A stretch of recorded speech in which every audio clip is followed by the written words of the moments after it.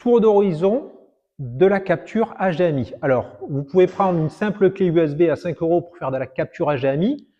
Pour rappel, ça va vous permettre, admettons, de récupérer un PC et l'envoyer l'image sur un autre PC. Alors, c'est utile quand vous avez des réseaux sécurisés. Admettons, ce PC est sur le système opérationnel, ce PC est sur le réseau administratif et vous ne voulez pas mélanger les réseaux, donc vous passez par un câble HDMI pour limiter les risques de hacking. Alors, je vais vous demander de vous approcher. On a ici une carte Elgato Camlink Pro. C'est une carte d'acquisition qui est très performante et qui est utilisée en général dans le monde du gaming. Pour notre suite de logiciels Easy Multidisplay, on vous conseille la Camlink Pro 4 entrées HDMI. Donc, vous pouvez avoir en parallèle, en simultané, 4 entrées HDMI, 4 signaux en simultané sur votre PC. Alors, pour rappel, la capture, ça consomme beaucoup de processeurs. Donc, un processeur i5 pour de l'affichage Easy Multidisplay, ça suffit. Par contre, si vous faites de la capture, il vous faut au minimum un i7, un i9 et 32 Go de RAM, parce que plus vous rentrez de signaux, plus ça va calculer et votre carte graphique, le microprocesseur, tout va être impacté. Je vais vous montrer les problèmes de base qu'on a quand on intègre une carte Elgato.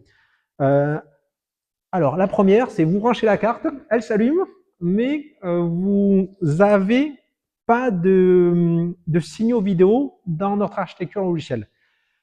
Pour commencer, je vais vous partager cette info. Une carte d'acquisition de capture HDMI, ça fonctionne, c'est perçu comme une caméra par votre système d'exploitation. Donc, vous pouvez aller sur Test Webcam, vous choisissez ici, je vais décaler, hop. Ici, vous voyez, je peux soit tester ma caméra, la Poly, soit la Game Capture 4K 60 Pro. Donc, je vais lancer le test pour la Poly et vous voyez donc, on voit ma caméra. Donc déjà, si votre système d'exploitation arrive à identifier dans une simple application web et visualiser votre carte, il y a des chances que vous voyez votre carte en sortie. Si vous ne la voyez pas, donc la base, c'est d'aller sur le site Elgato et d'aller chercher les pilotes. Donc sur le site Elgato, vous allez sur la partie Download et vous allez sur la partie mise à jour des drivers.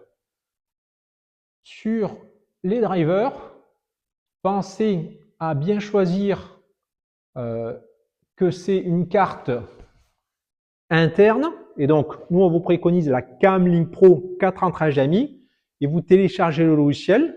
Ça va mettre à jour pour votre système d'exploitation tous les drivers qui peuvent piloter cette carte. Là, on a une 4K 60 Pro, donc pensez à bien sélectionner le modèle de carte, à ne pas mélanger. Vous avez sur la partie haute ici des logiciels pour tout ce qui est carte externe, comme ce type de carte chez Elgato. Sur le même site, vous pouvez vous trouver le logiciel Elgato 4K Capture Utility. Donc là, je vais le lancer.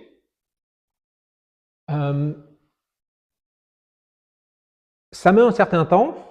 Et alors, ce que vous voyez, c'est ce que j'utilise. Là, c'est mon petit conseil technique pour configurer vos cartes. Vous utilisez une source HDMI, ça c'est une sorte de clé USB qui permet d'avoir un signal. Alors, on va remplacer ce signal bien stable par le PC. Je branche sur ma carte d'acquisition. Alors, hop.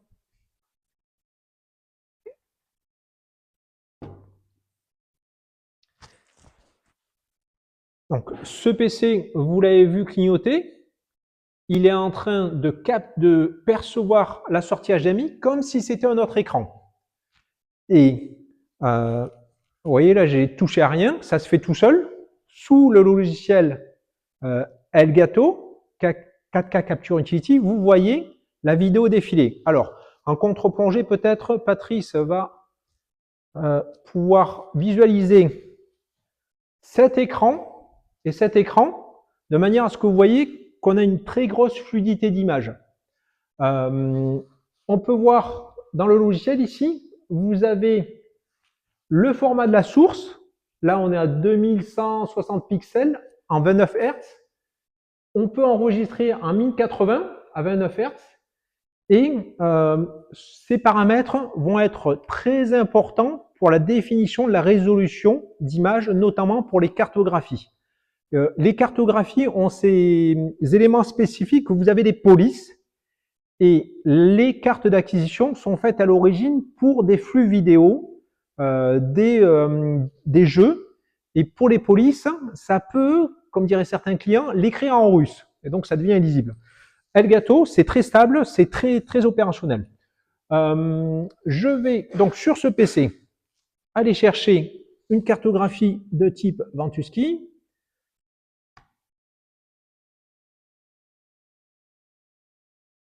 Donc là, vous pouvez constater une fois de plus, hein, en termes de fluidité d'écran, on est très bien. Il faut que je zoome pour arriver. Alors, comment je peux faire pour zoomer sur ce site, en sachant que j'ai pas ma souris. Hop.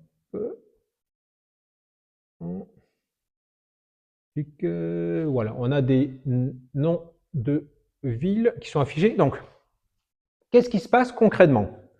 On a, d'un point de vue architecture, un PC. Donc, on imagine c'est le PC opérationnel qui est sur le réseau sécurisé, qui présente de la cartographie avec, on le sait, des problèmes de résolution. Bien souvent, c'est des vieux logiciels, donc on est plutôt en 1920 par 1080, donc allez pas chercher de la 4K, voire on est parfois en 600 par 800. Donc il faut être très vigilant sur quel est le format, la résolution du signal en entrée, et quel est le format que vous allez afficher avec votre PC du mur d'image. Pour l'exemple, on a volontairement pris le boîtier standard 9 écrans. Ah ben je viens de toucher. Hop, le boîtier standard 9 écrans qui permet de piloter un mur d'image. Pour rappel, donc, un signal HDMI, vous voyez le câble jaune qui arrive jusqu'à ce boîtier. Le boîtier de ce type, c'est à peu près une centaine d'euros. Les écrans, c'est à peu près 200 euros l'unité. Donc là, on est capable, pour à peu près 9 x 2, 18, 1800 euros de mur d'image, 100 euros de vidéo wall, de contrôleur de vidéo wall, un PC qu'on a récupéré, un processeur i5 de 2020 à peu près, 10e génération, 16 Go de RAM, 215 euros sur eBay, une carte d'acquisition d'occasion à 100 euros, et on est capable d'afficher la carte. Là, on est toujours sur le logiciel Elgato 4K Capture Utility. Donc, l'intérêt quand vous êtes sur cette interface, c'est de visualiser si déjà vous arrivez à lire les polices. Ensuite, on ouvre notre logiciel Drag and Drop et on va aller chercher dans la partie capture. Alors, je vais simplifier. Je vais prendre une seule fenêtre que je vais découper en 3. Hop. Et je vais aller chercher dans la partie capture ma carte Elgato. Je vais la positionner, mettons la place de la vidéo, de la webcam. Et donc, comme je vous l'ai dit, ça consomme de la ressource. Alors, je vais passer en plein écran. Et donc, vous voyez, en plein écran, je peux parfaitement lire ma police. On est resté sur les paramètres de résolution 1920 par 1080, mais on pourrait tout à fait les ajuster. Si vous avez une entrée 800 par 600 ou quelque chose d'un peu spécifique, il faut donc vous assurer la cohérence tout au long de votre cheminement logique entre votre source, la résolution de la source, comment votre PC voit la source et comment EasyMultiDisplay l'affiche. évidemment, vous pouvez voir quand on réduit la zone, ici, on a une police qui n'est pas propre. Ça, c'est inhérent à la résolution globale de l'outil et c'est quelque chose qu'on ne sait pas encore régler pour avoir une belle police sur juste une partie. Donc l'idée, c'est vous agrandissez votre zone et vous pouvez voir parfaitement votre zone d'affichage.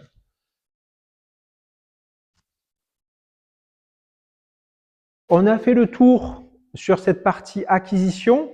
Donc, les rappels, c'est à l'installation de votre carte Elgato, bien penser à ajouter les derniers drivers pour la carte d'acquisition qui vous va bien.